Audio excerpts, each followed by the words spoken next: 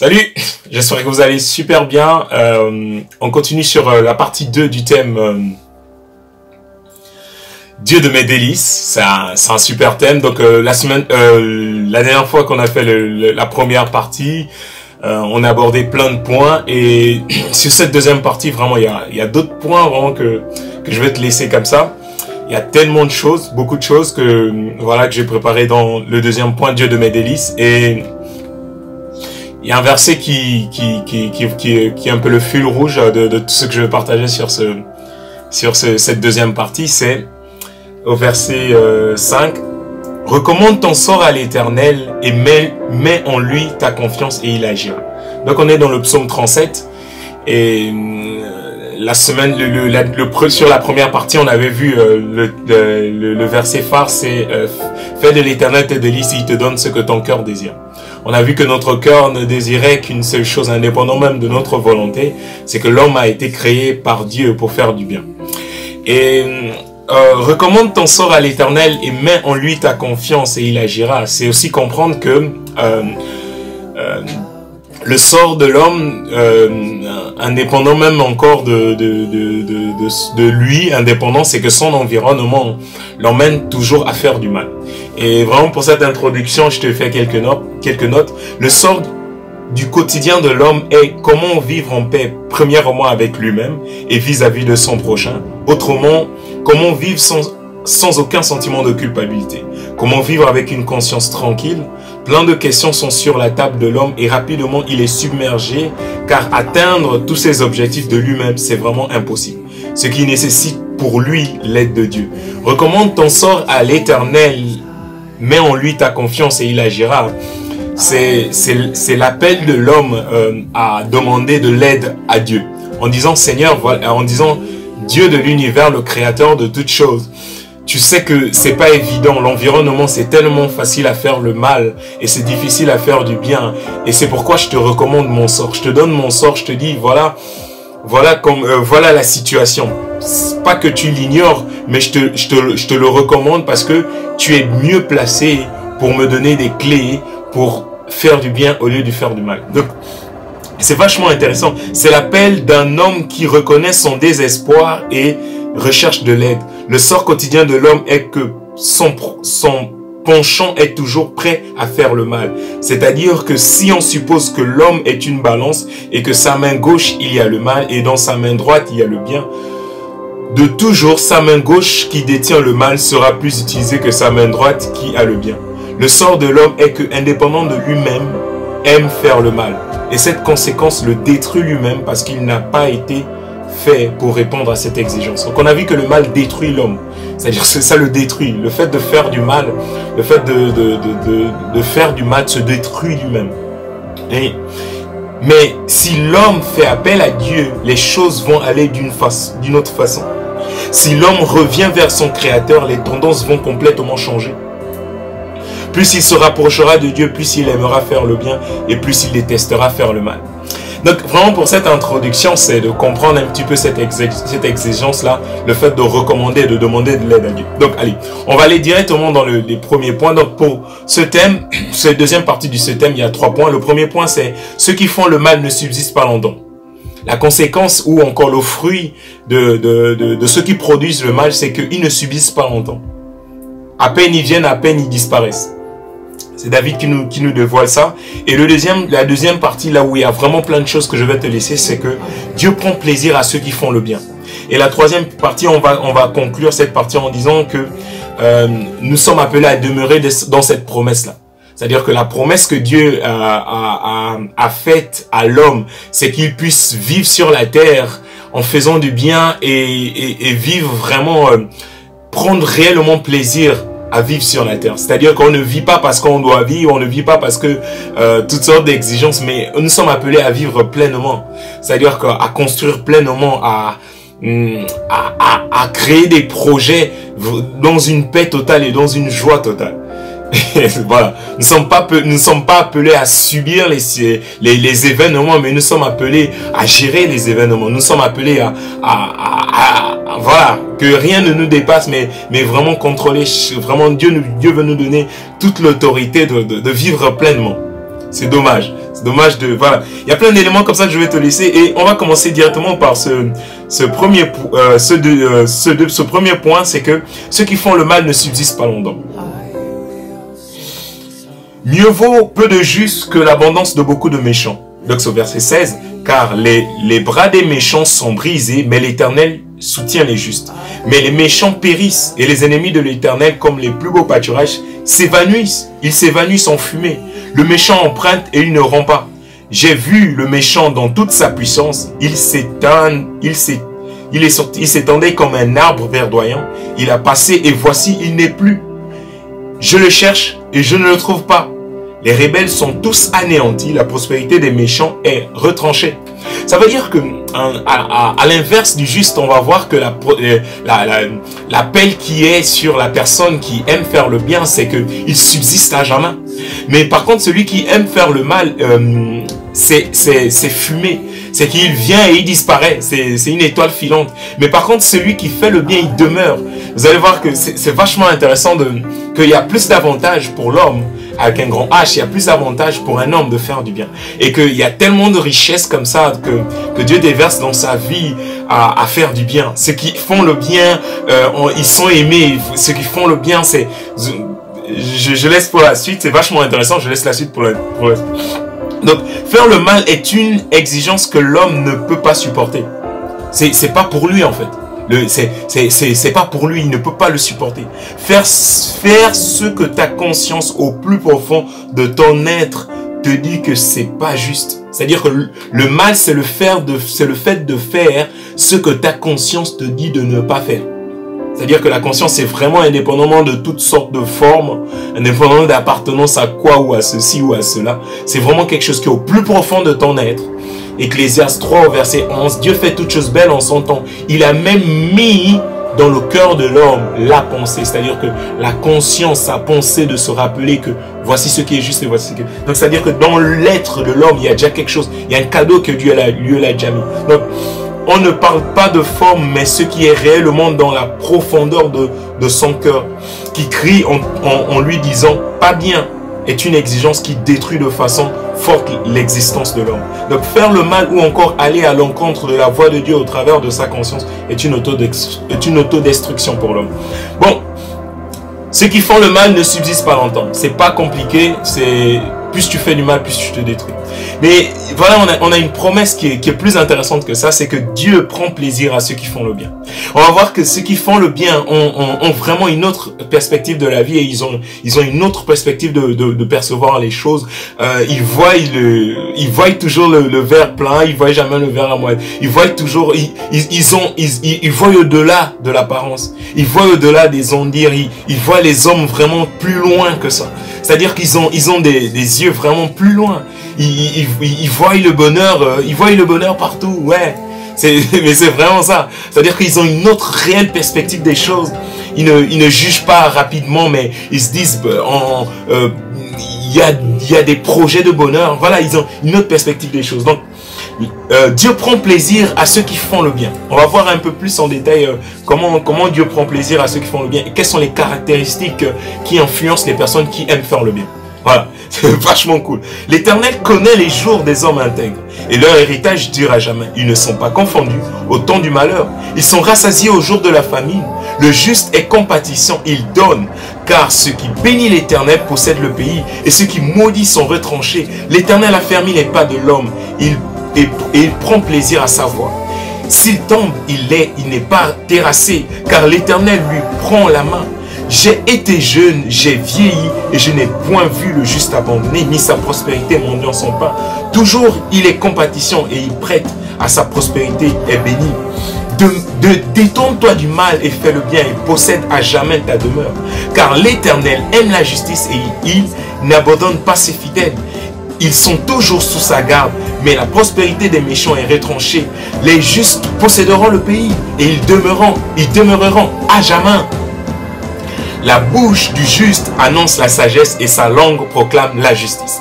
Donc on est vraiment dans des promesses de ouf. Le premier élément, c'est que l'Éternel connaît les jours des hommes intègres et leur héritage dure à jamais. Ils ne sont pas confondus au temps du malheur et ils sont rassasiés au jour de la famine.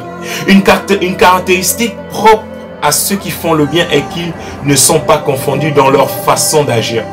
Ils savent que faire le bien, c'est ce pour le quoi ils ont été créés et ils maximisent leur action dans la perspective de toujours améliorer leur approche. Ils usent de sagesse et d'intelligence pour faire du bien autour d'eux. Ils ne refusent pas l'opportunité à leur environnement de bénéficier des bienfaits qu'ils ont reçus de Dieu. Quelles que soient les circonstances, ils restent fermes dans leur direction à être des sujets de bénédiction pour répondre à des besoins autour d'eux. Ils aiment se battre pour la seule et unique cause pour laquelle ils ont été créés, faire le bien. Ils ne se détournent ni à gauche ni à droite. Et leur héritage dure à jamais. Faire le mal ne laisse rien ou encore ne laisse aucun souvenir dans les mémoires des hommes si ce n'est que pleurs et souffrances. Or, faire le bien est un héritage qui ne pourra jamais s'éteindre. Un héritage qui subsistera toujours. Rien ne peut l'ébranler de génération en génération. On dira, cet homme avait Dieu avec lui. Et partout où il passait, il faisait du bien autour de lui. C'est le même témoignage qu'avait Jésus. Le témoignage qu'avait Jésus, c'est que Jésus, il passait de lieu en lieu et il faisait du bien. C'est-à-dire que l'héritage, il est éternel. Et de génération en génération, on parlera toujours de Jésus. Parce que il avait saisi la richesse qu'il y avait dans la profondeur de faire du bien, de bénir d'autres personnes autour d'eux. On continue. Le juste est compatissant, il donne, car ce que bénit l'Éternel possède le pays. Une autre caractéristique de ceux qui font le bien est qu'ils sont compatissants. Ils sont lents à la colère. Ils sont compatissants. Ils savent se mettre à la place des autres. Ou encore, ils n'ont pas de position très radicale ou très dure vis-à-vis des épreuves que peuvent passer les autres. Ils se disent souvent, moi aussi, ça peut m'arriver. Ou encore, ils se posent la question, si c'était moi dans cette situation, quelle serait ma réaction? Et vis-à-vis de cette approche, ils se disent à leur proche, ils disent à leur prochain, je compatis à ta douleur et si tu as besoin de moi, sache que je suis là. N'hésite pas à m'appeler, je serai prompt pour t'aider. Le juste ou celui qui aime faire le bien, sait compatir, sait se mettre à la place de l'autre. Et en lui, il n'y a aucun esprit d'individualité. Au contraire, le malheur de l'autre fait son malheur et le bonheur de l'autre fait son bonheur. Il sait s'impliquer dans toutes les situations que l'autre peut vivre. Donc c'est vachement intéressant.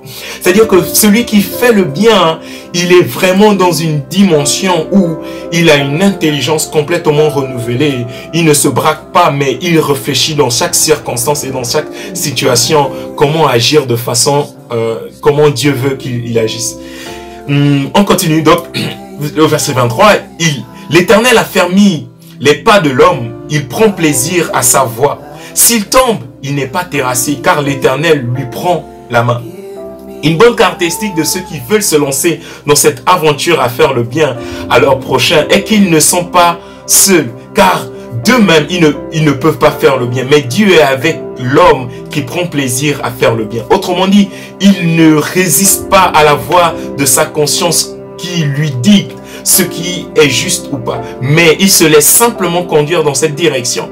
Le plus beau cadeau que Dieu a donné aux hommes est leur conscience. Et même quand ils se sont culpabilisés, Dieu est toujours présent avec lui et ne l'abandonne pas. Et lui donne du courage. Et lui ne te décourage pas. Continue à produire le fruit pour lequel tu as été conçu. Fais du bien. Use de ma sagesse et de mon intelligence. De continuer à produire les fruits qui sont les miens et de préparer partout et de donner du soutien partout où tu es. Donc on va voir que on comprend que l'Éternel a fermi les pas de ceux qui aiment faire le bien. Vraiment. Il y a plein de choses que je te laisse comme ça, voilà. Au verset 25, j'ai été jeune, j'ai vieilli et je n'ai pas vu le juste abandonné ni sa prospérité mendiant son pain. Une autre caractéristique de ceux qui font le bien, c'est qu'ils ne manquent de rien, car ils obéissent au principe de l'arroseur arrosé. Leur vie est une rivière ou encore un fleuve qui reçoit de l'eau de la montagne et ils le distribuent aux mers, aux océans. Ils ne manquent jamais de rien. Ils sont bénis éternellement et de manière indéfinie. Ils ne feront que ça et ne prendront plaisir que dans cette direction. J'ai reçu ensuite, donc je donne. Donc une vie sans interruption, mais en perpétuelle activité. Ils ne manqueront jamais de rien. C'est logique. C'est logique. Un fleuve, il ne manque pas d'eau parce qu'il reçoit de l'eau et il donne de l'eau à la mer. C'est-à-dire que ça coule. C'est vachement. Et le troisième point pour finir pour finir ce deuxième point, c'est que Dieu prend plaisir à ceux qui font du bien. C'est que la bouche du juste annonce la sagesse et sa langue proclame la justice. Proverbe 18 au verset 21. La mort et la vie sont au pouvoir de la langue. Quiconque l'aime en mangera le fruit. Ceux qui aiment faire le bien donnent des paroles de vie. Ils parlent d'eux-mêmes en bien. Ils se disent d'eux-mêmes qu'ils sont des créatures merveilleuses parce que c'est ce qu'ils ont reçu de Dieu. Et n'hésitent pas à le proclamer pour les autres. Ils aiment bénir et encourager les autres par des paroles de bénédiction. Ils aiment encourager, ils aiment voir les autres s'épanouir parce que eux-mêmes ils s'épanouissent au travers des vérités de ce qu'ils ont reçu de Dieu. Et c'est un cercle sans fin. Ils ne se refusent pas de profiter de toutes les paroles de sagesse qu'ils reçoivent de Dieu. Et en plus de cela, ils n'hésitent pas à le partager aux autres car c'est tellement enrichissant pour leur être. Et ils se disent eux-mêmes aussi, ça va leur faire du bien et ils n'hésitent pas à donner le maximum et à transmettre toutes sortes de paroles de réconfort, de douceur, de valorisation, d'assurance. Le fruit qu'ils produisent est agréable à manger. On aime être avec les gens qui font le bien et qui pensent bien. La force d'attraction est agréable. Le proverbe dit, quiconque l'aime en mangera le fruit. Donc, toute personne qui prend plaisir à donner des paroles d'encouragement est encouragée lui-même. C'est un principe, c'est-à-dire que plus t'encourages, toi-même t'es encouragé. C'est vraiment cool. Plus, voilà, quiconque motive est motivé lui-même. Et que voilà, c'est l'arroseur. Quiconque bénit est béni lui-même. Et quiconque aide est aidé lui-même. Quiconque fait du bien aux autres se fait lui-même du bien. Pratique le bien. Et vraiment pour finir cette deuxième partie, c'est de dire que faire le bien, c'est vraiment Dieu prend plaisir à ces personnes-là qui veulent rentrer dans cet héritage. C'est vraiment un héritage en fait. C'est-à-dire que, hormis tout le mal qu'on peut entendre partout, tu as le choix de faire le bien. Tu as le choix de ne pas suivre de ne pas suivre toutes sortes de directives, mais de suivre la directive de ta conscience qui est le cadeau de Dieu et qui te dit, et qui crie fort, ta conscience qui crie fort, hey, hey, hey, hey, fais le bien. Refuse de faire le mal, fais le bien. Et obéir à cette voix, c'est simplement rentrer dans la promesse et de vivre pleinement la vie. Voilà, de profiter pleinement. Pas une vie d'exigence, pas des trucs qui finissent pas. Donc l'homme, il aime bien les exigences pour simplement il se gaspille des possibilités de vivre pleinement. Il aime bien des trucs bizarres. Donc, demeurer dans la promesse. Demeurer dans la promesse. Donc, c'est la finalité de tout ce que je vais te partager aujourd'hui, c'est demeure dans la promesse. Et la promesse de Dieu, elle est unique. Il n'y en a pas 2, il n'y en a pas 3, il n'y en a pas 5, il n'y en a pas 6. C'est fais le bien et profite du pays. Profite de ta vie sur terre. Profite de ta vie sur terre seulement en faisant du bien. C'est le seul héritage que Dieu t'a appelé à vivre. Il t'a appelé à être. Il t'a appelé à devenir. C'est être vraiment cette personne-là qui, au travers de sa vie, soit un canal de bénédiction pour d'autres personnes. Déjà, personnellement pour lui-même. On a dit que celui qui fait le bien est béni lui-même. C'est-à-dire que le fait de bénir, c'est que toi-même tu es béni. Toi-même tu profites de toutes ces richesses. Donc, demeurer dans la promesse. La loi de son Dieu est dans son cœur. Ses pas ne chancellent point. Le méchant et puis le juste, il cherche à le faire mourir. L'Éternel ne laisse pas entre ses mains. Et il ne condamne pas quand il est en jugement. Espère en l'Éternel, garde sa voie et il t'élèvera pour que tu possèdes le pays. Donc c'est le verset final pour conclure ce partage du fait Dieu de mes délices. Voilà, c'est vachement cool. Dieu de mes délices. Pour finir ça, c'est que espère en l'Éternel et garde sa voie. Et il t'élèvera pour que tu possèdes le pays. S'il t'élèvera pour que tu possèdes, que tu sois... Voilà, il y a un Matthieu 5 au verset 3 où il dit « Heureux les doux, ils posséderont la terre. Heureux les doux, ils posséderont la terre. La seule et unique voie que Dieu offre à l'homme, c'est détourne-toi du mal et fais le bien et possède à jamais la demeure. Sois encouragé aujourd'hui et dis-toi que faire le bien, c'est l'appel que Dieu a mis sur ton cœur. Bon, ma prière, c'est que l'Esprit de Dieu, au travers de tout ce que j'ai partagé, puisse, si ça t'a encouragé, partage à d'autres personnes. L'objectif, c'est vraiment ça, c'est ne refuse pas un bienfait à celui qui est à droite quand tu as le pouvoir de le bénir. Donc vraiment, partage au max à d'autres personnes qui vraiment que ça t'a fait du bien et tu veux vraiment bénir d'autres personnes. Et si tout ce que j'ai dit ne percute pas, ben réécoute la vidéo, réécoute-la, partage-la, réécoute-la. Et au fur et à mesure que et lis le psaume en même temps et tu vas voir que Dieu pourra vraiment t'éclaircir ton intelligence de façon plus approfondie et tu pourras bénir d'autres personnes. Ciao et à plus.